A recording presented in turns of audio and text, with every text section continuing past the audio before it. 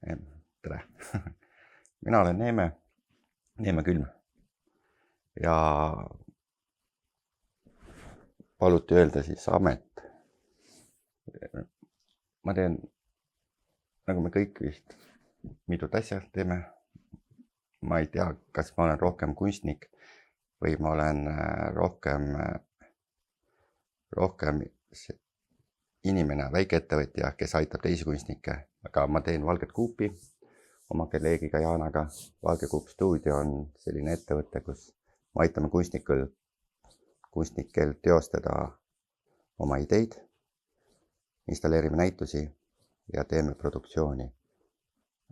Kunstnikuna ma olen üritanud aastas, nüüd vist enam mitte, võib-olla üle aasta teha korra ühe asja, et see oleks parem kui eelmine ja see oleks hea põhjus lõpetada. Siiamaani ma ei ole suutnud nii head teha, et see oleks parem, et ma suudaks lõpetada, et ma veel lubasin, et ma teen ühe asja veel. Ja mis mind seob selle kambaga,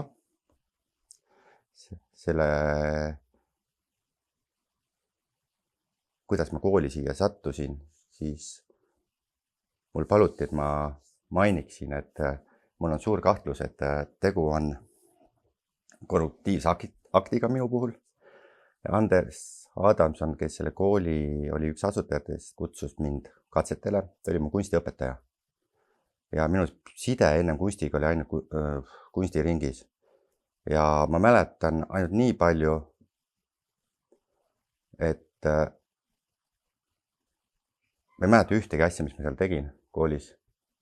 Ma mäletan ainult mõnda inimest, aga ma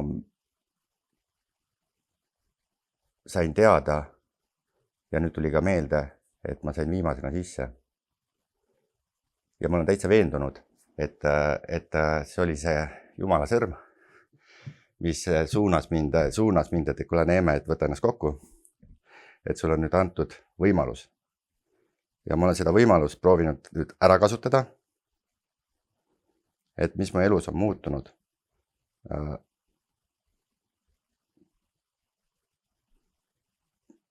Ma ei saa öelda, et ma oleks teine inimene. Ma ei taha olla teine inimene.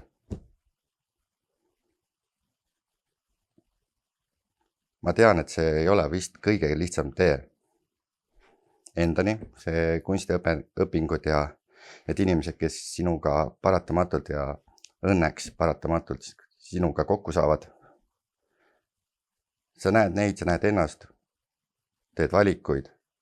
Otse loomulikult, mul on pere, mul on 2 last, elukaaslane, olen rahul.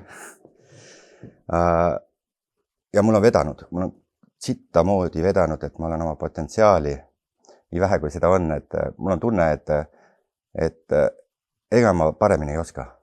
Võib-olla see kool ongi andnud mulle selle võimaluse, et ma olen saanud mingil asjal või mingil mõtte enda jaoks.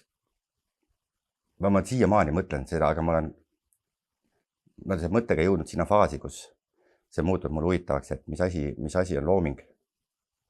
Ja mul on tunne, et see on vist kõige tähtsam asi üldse inimese juures, loomingulisus, et see on vist, mul on vedanud, et ma saan nüüd seda tõuget, mis ma sinna koolis sain, et mis on nagu kunstiakadeemias ja kõigi mu tuttavatega või kunstnikega, kellega ma olen koostööd teinud, kellelt ma olen saanud vihjeid, et see on aidanud mul aru saada endast. Ja võib-olla see kool ongi aidanud mulle aru saada endast.